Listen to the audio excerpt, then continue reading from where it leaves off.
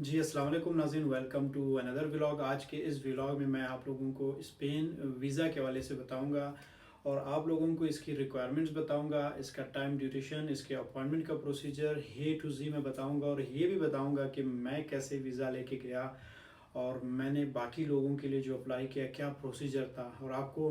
फिर ये ख़ुद आपके हाथ में डिसीजन दे दूंगा कि आप बताएं कि आप मुझसे अप्लाई करेंगे या ख़ुद करेंगे या किसी और कंसल्टेंट से करेंगे। तो सबसे पहले नाज़रीन आप लोगों को बता दूं कि इस वक्त जो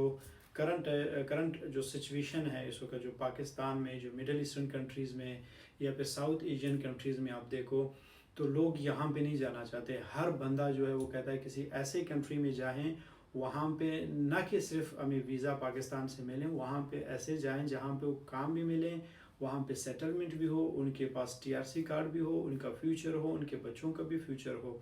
तो इसलिए इस तरह के प्रोग्राम, इस तरह के जो जितने भी प्रोजेक्ट्स होते हैं मैं आप लोगों के सामने रखता हूँ। जैसे कि इमिग्रेशन सिस्टम हो गया, कनाडा का हो गया, यूएसए का हो गया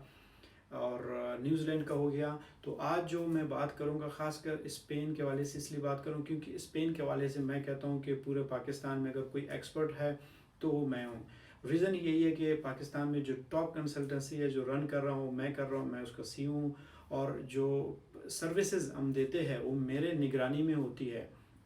यानी जो एक्सपर्टीज़ है मेरे, मैं उनको यूज़ करता हूँ। जो लोग वहाँ पे जो जाना चाहते हैं, जो लाज़िम है, जो कुछ करना चाहते हैं, उनके लिए एक सपोर्ट बने। अगर मैंने काम भी शुरू किया है, सिर्फ एक ही मेरा रीज़न था कि मैं लोगों के लिए एक सपोर्ट बनूँ, एक डायरेक्शन दे दूँ। जैसे कि अभी रिसेंटली एक वाक़या हुआ है लेबनान में, जो कश्ती में कितने हमारे नौजवान, हमारे यंग लोग जो डूब के मर गए थे, शहीद हो गए थे। तो आप लोगों ने भी इस तरह के इलीगल तरीक़ों को अवॉइड करना है, आपने लीगल तरीके से अप्लाई करना। और लीगल तरीका क्या है आज मैं आपको बताता हूँ। अगर आप मेरे चैनल पर नए हैं तो आप चैनल को सब्सक्राइब करें क्योंकि इस तरह की वीडियोस मैं अक्सर आप लोगों को बताता रहता हूँ। तो नाज़रीन सबसे पहले आपको बता दूं कि अगर आप पाकिस्तान में होते हैं और आप पाकिस्तान से बाहर मूव होना चाहते हो तो उसके लिए कुछ रिक्वायरमेंट्स होते हैं। रिक्वायरमेंट्स किसको बताने होते हैं, किसको देने होते हैं, कहाँ देने होते हैं, ये कुछ लोगों को नहीं पता होता। हो सकता है आपको पता हो, लेकिन कई ऐसे लोग होते हैं उनको ये नहीं पता होता कि एम्बेसी की अपॉइंटमेंट कैसे लेते हैं, इंश्योरेंस कैसे लिया जाता है, होटल बुकिंग कैसे करते हैं, टिकट कैसे करते हैं और कवर लेटर कैसे बनाते हैं, ट्रेवल प्लान जो है वो कैसे बनाते हैं।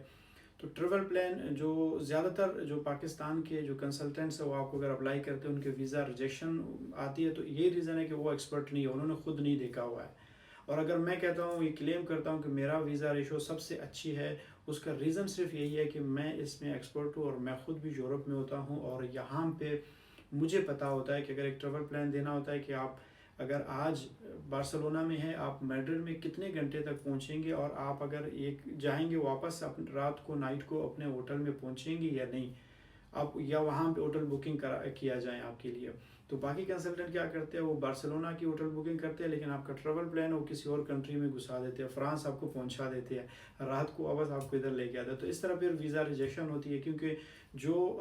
एम्बेसडर्स वहाँ पे होते हैं वो हमेशा, मैं कहता हूँ कि आप लोगों को वीज़ा देने के लिए वहाँ पे बैठे होते हैं और वीज़ा भी उन लोगों को मिलता है जो लोग अप्लाई करते हैं। लेकिन अगर आप उनको अपने ट्रेवल प्लान के हवाले से क्लियर नहीं है या आपके डॉक्यूमेंटेशन में कोई फॉल्ट नज़र आता है या उन्होंने देख लिया कि आपकी फ़्लाइट की डेट मिसिंग है या वो गलत है या होटल बुकिंग की गलत है या कवर लेटर आपने सही से नहीं बताया कि आप जाओगे वापस आओगे, क्योंकि आप अप्लाई कर रहे हो टूरिस्ट वीज़ा, तो बेशक आप बाद में नहीं आते हो, बहुत सारे लोग सिलेक्ट होते हैं, लेकिन कम से कम जब आप अप्लाई करते हो तो उस वक्त तो आप उनको बताने में ज़रूर कामयाब हो जाओ कि मैं आपके मुल्क में जा रहा हूँ एज अ टूरिस्ट और मैं जाऊँगा, मैं वापस आऊँगा, मैं यहाँ पे क्या करता हूँ, कौन सा बिज़नेस है मेरा, क्या जॉब करता हूँ, ये डिटेल आपने उनको बतानी होती है।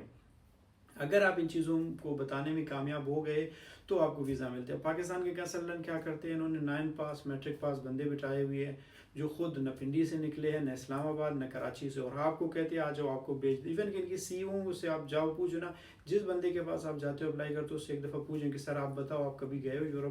यूरोप देखा है, तो फिर उनका भी मुंह अब देखने के काबिल होगा। ठीक है, तो मैं उनको मजाक नहीं उड़ाऊँ लेकिन मैं ये कह सकता हूँ कि आप ऐसे लोगों को अवॉइड करें, उसमें आपका टाइम और पैसे दोनों का ज़्यादा होता है। तो अगर आप हमारे पास आते हैं तो उसका आपका फ़ायदा जो है मैं आपको वो बताता हूँ। फ़ायदा ये होगा कि एक आपको सही रहनुमाई किया जाएगा, डायरेक्शन दिया जाएगा और आपको बताया जाएगा कि भाई आपका जो प्रोसेस होता है आप उस प्रोसेस से कैसे गुजर सकते हैं। ڈاکومنٹیشن کیا ریکوائرڈ ہے، اور اگر آپ اس ڈاکومنٹیشن اور پروسیس جو آپ کی طرف سے آپ پورا کر کے ہمارے پاس آتے ہیں تو پھر بقایا جو ڈاکومنٹیشنز ہے وہ ہم آپ کو بنا کے دیتے ہیں۔ یہ ایک بات میں آپ کو بتا دوں کہ اگر مجھے ویزا ملا ہے، میں نے خود اپنے آپ کو ویزا نہیں دیا ہے، اس طرح مطلب نہیں ہے کہ میں نے جب اپلائی کیا تو مجھے ویزا ملنا ہی ملنا تھا، مجھے نہیں بھی مل سکتا تھا۔ یعنی کل بھی ہمارے 2 ویزے لگے ہیں تو ان کو بھی ویزا میں نے نہیں دیا، ان کو ایمبیسی نے ویزا دیا۔ میں نے کیا کیا، ایک کنسلٹنسی دی، سروسز دی ہے، ان کے ڈاکومنٹیشن ان کو گائیڈ کیا، ان کے جو کور لیٹر ہے، ہوٹل بکنگ ہے، جو جو چیزیں ان کو سمجھ نہیں آتی تو ریکوائرمنٹ جو تھا وہ میں نے پورا کر دیا۔ یعنی اس نے کیا کیا، اس نے میرے ایکسپرٹیز سے فائدہ اٹھایا۔ تو آپ بھی میرے ایکسپرٹیز سے فائدہ اٹھا سکتے ہیں، میرے سروسز حاصل کر سکتے ہو۔ آپ نے کیا کرنا ہے، اگر آپ کے پاس بینک اسٹیٹمنٹ ہے 12 سے 15 20 لاکھ، اگر آپ بزنس کرتے ہو تو آپ کے پاس NTN ٹیکس ریٹرن اور آپ کے جو بزنس کی ڈاکومنٹیشنز ہے جو SSCP سے ہے یا پھر چیمبر آف کامرس ہے، تو یہ آپ کے پاس ہے۔ اگر آپ جاب کرتے ہو تو آپ کے پاس سیلری سلپس ہونی چاہیے اور آپ کے پاس NOC ضروری ہے، ٹھیک ہے، 3 مہینے کی سیلری سلپس، اور اس کے علاوہ passport 6 month valid, passport size photo, CNSC آپ کا ویلڈ ہونا چاہیے۔ تو اگر کوئی بھی ڈاکومنٹیشن مسنگ ہوتی ہے، جیسے کہ آپ کا NTN نہیں بنا ہوا ہو یا چیمبر آف کامرس نہیں بنا ہوا، تو اس کا آپ کیا کر سکتے ہیں، اس کے لیے بھی آپ کو گائیڈ کیا جا سکتا ہے کہ کون سے لائر سے، کون سے ادارے سے آپ فائلر بن سکتے ہیں، NTN اور ٹیکس ریٹرن بنا سکتے ہیں، تو اس کے بعد بھی آپ ایلیجیبل ہو سکتے ہیں۔ تو اس لیے آپ لوگوں کے سروسز میں ہم نے کیا کیا، اسلام آباد GL1 مرکز میں آپ لوگوں کی خدمت میں ایک آفس کھولا ہوا ہے۔ ہمارا جو مین برانچ ہے وہ اسپین اور پرتگال میں ہے، لیکن اسلام آباد میں بھی آپ لوگوں کے خدمت میں ہم نے کنسلٹنسی کھولی ہے، اور وہاں پہ آپ لوگوں کو ہمارے سروسز باقاعدہ ملیں گے، اور انشاءاللہ آپ لوگ جب جائیں گے وہاں پہ اپنے ڈاکومنٹس وہاں پہ سبمٹ کریں گے تو اس کے بعد آپ لوگوں کی ڈاکومنٹیشنز ہیں میرے نگرانی میں ہوں گے، اور میں ان کو ایک دفعہ ریویو کروں گا۔ اس کے بعد میں آپ کو بتاؤں گا کہ کون سا کنٹری آپ کے لیے بیسٹ ہے، کون سا ٹائم بیسٹ ہے، اور اس میں کیا کیا مزید آپ امپرومنٹ کر سکتے ہیں، یا پھر آپ کا کیس اگر ویک ہوتا ہے تو پھر ہم وہ کیس آپ کو اٹھاتے نہیں۔ اگر کیس ہمارے مطابق ہوتا ہے، ہمیں پتہ ہوتا ہے کہ ہم اس کو کر سکتے ہیں، تو پھر ہم اس میں گنجائش ڈالیں گے اور اس میں امپرومنٹ کریں گے، آپ کو گائیڈ کریں گے۔